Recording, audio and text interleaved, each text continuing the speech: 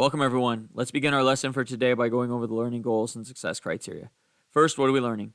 We're learning how to recognize various ways that a function can be represented, how to find function values of functions, how to use function notation to find points on a graph, how to manipulate the context of a problem to find solutions to fit another context, how to apply functions and their various representations to real-world applications, how to examine functions and compare their function values and behaviors in given intervals, how to recognize the characteristics of periodic functions and recognize them as repetitive intervals, how to perform mathematical operations on functions to determine their function values, how to perform algebraic operations on functions to determine their function values, how to use sign charts to determine the positivity and negativity of functions, how to find the products and quotients of functions, how to find the function values when performing a composition of functions, and how to recognize patterns in geometric figures as being functions. How are we learning it? Through the Reasoning with Representations of Functions Review Part 4 notes and the Reasoning with Representations of Functions Review Part 4 assignment. When can we use this information? To practice examining problems in your life from all angles and examine the various ways to solve the problem, to find solutions to any kind of math problem, to examine how previous experiences and previous solutions can lead to positive outcomes for current issues, to recognize repeated patterns in daily tasks and their common solutions, to plan for a change in your electricity bill once a new rate takes effect, and to examine financial statements for businesses to determine the times of profit and times of debt. How do you know you learned it? By getting a score of 4 on the Reasoning with Representations of Functions Review Part 4 assignment. Now let's take a look at our agenda for today. We will begin by going over the learning goals and success criteria. While we do that, you'll fill out your Get It Started. Once you've completed your Get It Started, we'll go over it together and answer any questions that you may have. After that, we'll go over the Reasoning with Representations of Functions Review Part 4 notes, and then I'll give you time to complete the Reasoning with Representations of Functions Review Part 4 assignment. Once you've completed the assignment, we'll go over it together and answer any questions that you may have. At the end of class, we'll go back over our learning goals and success criteria while you fill out your Before You Go. Your only homework for tonight is to continue working on the Reasoning with Representations of Functions study guide and any incomplete assignments that you may have. Let's take a look now at the Reasoning with Representations of Functions Part 4 notes. The notes begin with the learning goals and success criteria. Now, what is a function? A function is a relation in which each element of the domain is paired with exactly one element of the range. So that means that for every x, there's exactly one y that matches with that x value. If there is more than one y to match up with an x, then it is not a function. So let's look at some examples here. So we have a bunch of dots here. We have tables, we have equations. We can see it in various different ways. But if we notice here, there's an x value here at x equals negative 4. And y is negative 3. There's no other y value that matches with it. Same thing with all of these. Here we have a straight line. I can pick any x value, and there's only one y that matches it. Here, again, same thing. Now, non-functions look something like this. So notice, if I pick an x value like x equals 0, so when x is 0, y is this one, it's this one, and it's this one. So there's 3 different y values that match up. That doesn't work. Same thing here. If we look here at this x value right here, there's 2 values there for y that make it true. So that doesn't work. Same thing here. If I pick x equals 0 here and here, there is 2 points. So again, not a function. Now, what is a function value? A function value is the resulting range value, so the y value, after a given domain value is selected that makes the function true. So in order to find a function value, we're going to plug in the given value for x. So whatever they tell us they want for x, the function value is the result or the output. So for instance, if I have f of 3 is equal to x minus 5. So all that means is I'm going to take 3 and plug it in, and then the result is what we call the function value. So we plug 3 in for x, and we get 3 minus 5, which is negative 2. So negative 2 is my function value. So finding a function value from a graph. So which of the following letters represents f of 4? So I'm going to go here to where x is 4, which is here. So notice I have f of 4 is represented by this dotted line p here. So it's right there. And we would say then that p represents f of 4. Now if it asks for the actual solution, then that would be c. So P is our answer in this one. Now, if it actually gives us the value, so 2, f of 2. So here we would say f of 2, which is right here, and x is actually 2, so that means that we're going to select the actual point on the graph, which in this case is D. So if you see something like this in coordinate form, you're going to find the actual point on the graph. If you see it and it's just this part, like f of 2, it's going to be the value on the dotted line, which would have been B. Now, how do we find a function value from an actual equation? So it says, what is the function value for f of 6 for the function f of x is equal to 2x minus 5? So what we're going to do is we're going to take f of x equals 2 minus 5, and we're going to plug 6 in for x. So it goes here and here. So f of 6 is equal to 2 times 6 minus 5. Well, 2 times 6 is 12. 12 minus 5 is 7. So the function value for f of 6 is 7. Now, how do we perform operations on function values? So let's say, given the table above, what is f of 2 minus g of 1? So what that means is we're going to find what f of 2 is and then subtract g of 1 from it. So f of 2, if we look at f of 2, we can see that the value here is negative 2. So when x is 2, y is negative 2. So we keep that there. And then we look at g. So g of 1, which is here, when g is 1, the g of x is negative 1/2. So we take those two values, and then we're just going to subtract them, just like it says. So f of 2 minus g of 1 is the same thing as negative 2 minus negative 0.5, which is really plus positive 0.5. And we get negative 1.5 as our solution. Let's look at another example.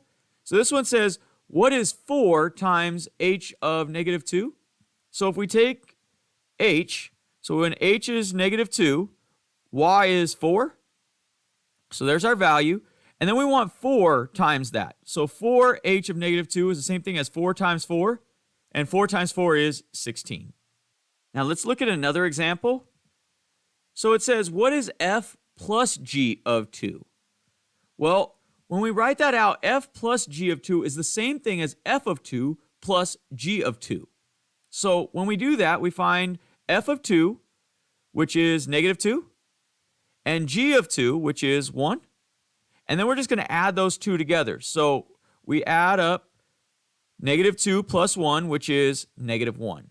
So when we do this and you see f plus g or f minus g or anything like that, really what that's saying is we're going to take f of this value and then whatever operation's there and then g of that number. So let's see another example of this. This time we have fg of 8. Well, fg just means multiplication, so really we can break that up and it becomes f of 8 times g of 8. So f of 8 in this case is 40. And g of 8 is right here, which is 4. So now we just multiply these together and we get 40 times 4, which is 160. Now, how do we actually do this with graphs? So they want us to sketch a graph of f plus g. So what we're going to do is we need to first figure out where these values go. So what is the domain of this, first of all? Well, the domain goes from negative 2 to positive 3. Now, notice this one goes to 4, and this one goes beyond that. So why is that? Well, it's the parts that are in common. Well, over here, there's no f value, so this is undefined at that part for f. So that makes the whole thing undefined when we add it together. So it ends right here at negative 2. Just like this one ends at 3, so we would say from negative 2 to 3 is where this exists.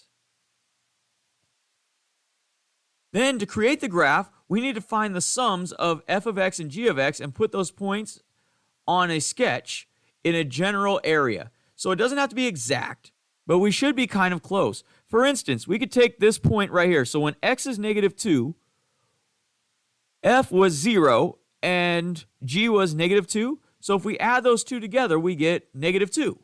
So f plus g should be here at negative 2. If we look at a point like 0, well, at 0, f was at 1 and g was at negative 2. So 1 plus negative 2 is negative 1, so it should be here. So we just kind of plot those points as we go, and figure out what the graph looks like.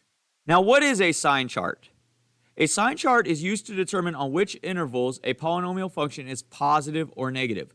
So we talked about positive and negative intervals.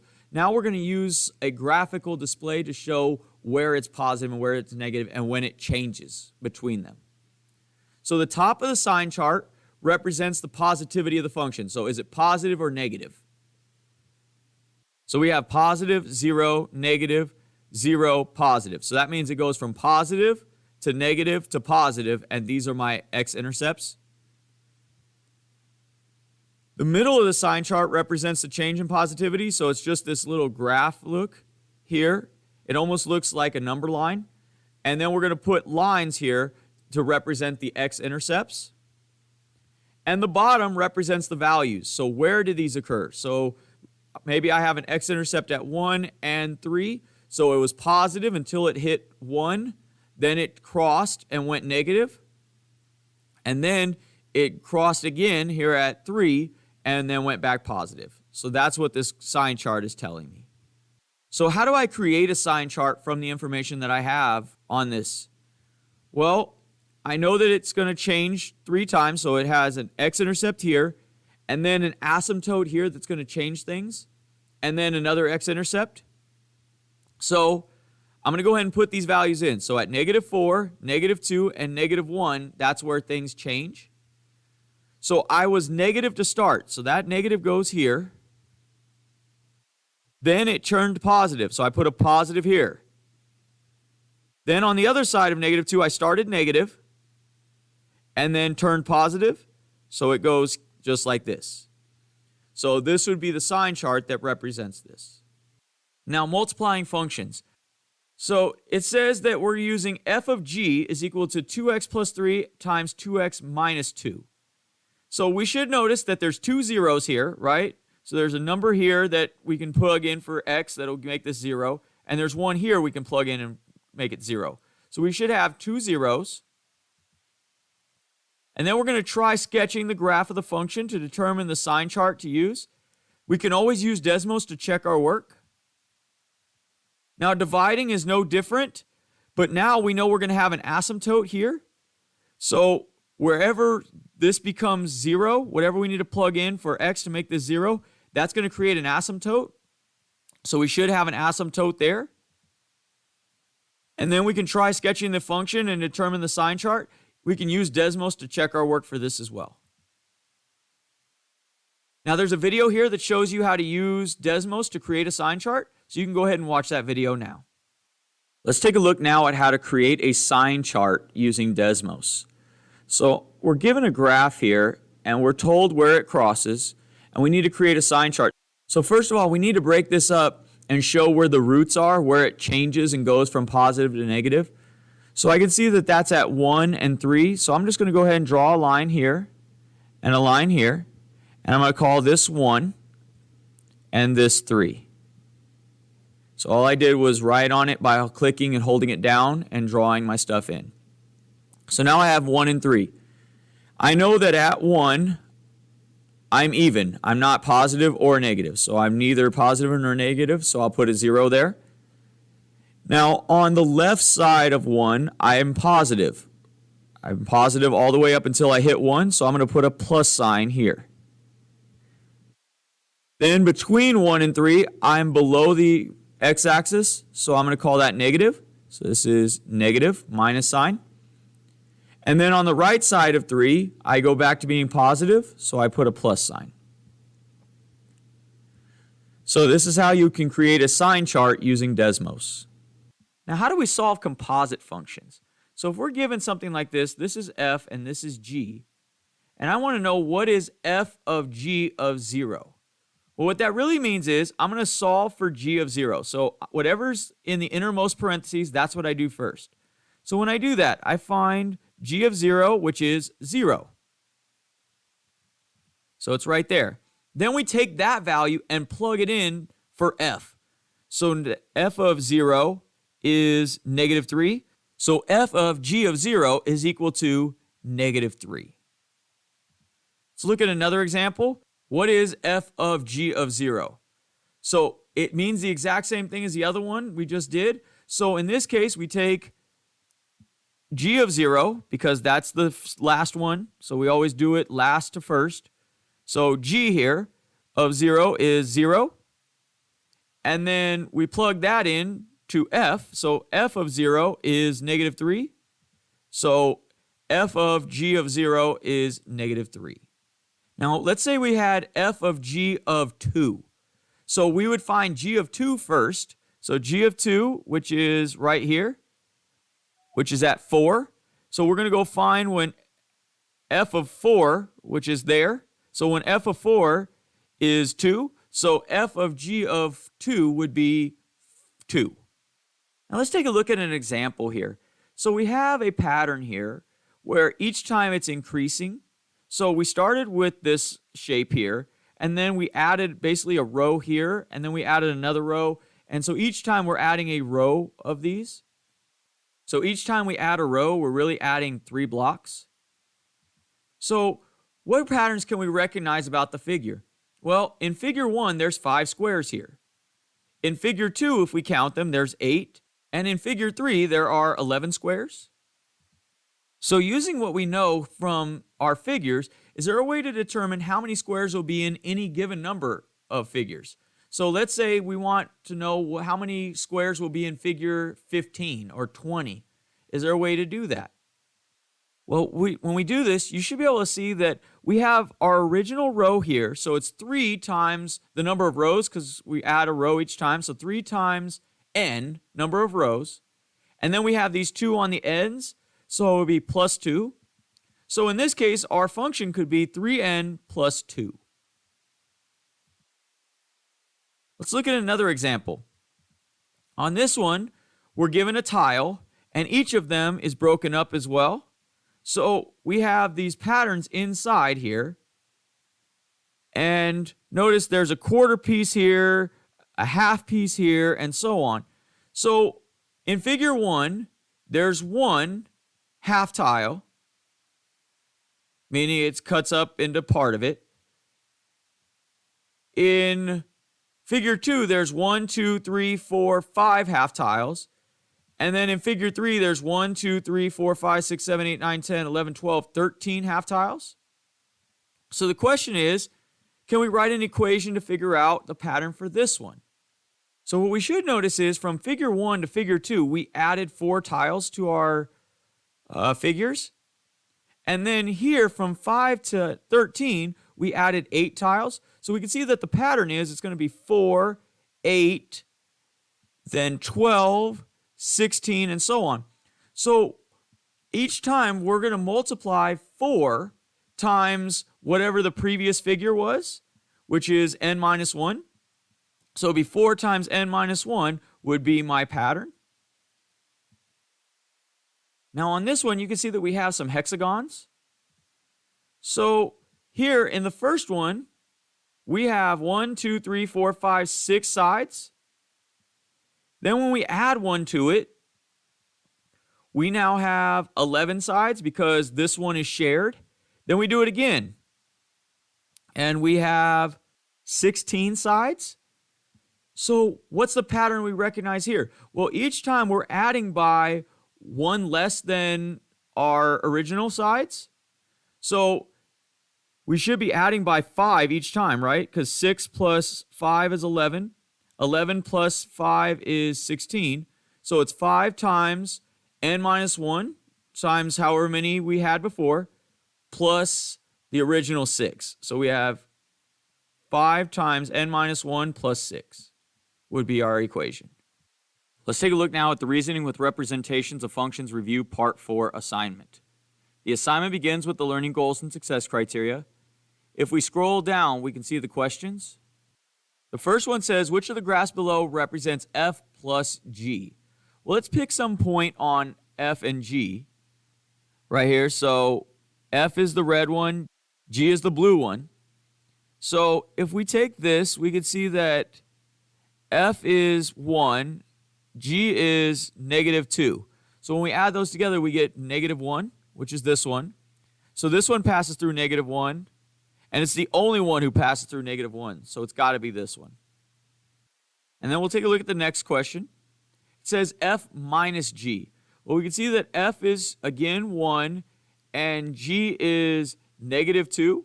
So if we subtract 1 minus negative 2, we get positive 3. So this one passes through positive 3. This one does not. This one doesn't. And this one doesn't. So it's got to be this one here. And then we'll continue to answer all these questions until we get to the end of the assignment. Once you get to the end of the assignment, go ahead and click Next. This will take you to your Before You Go. Go ahead and fill out your Before You Go and then submit your work on Google Classroom.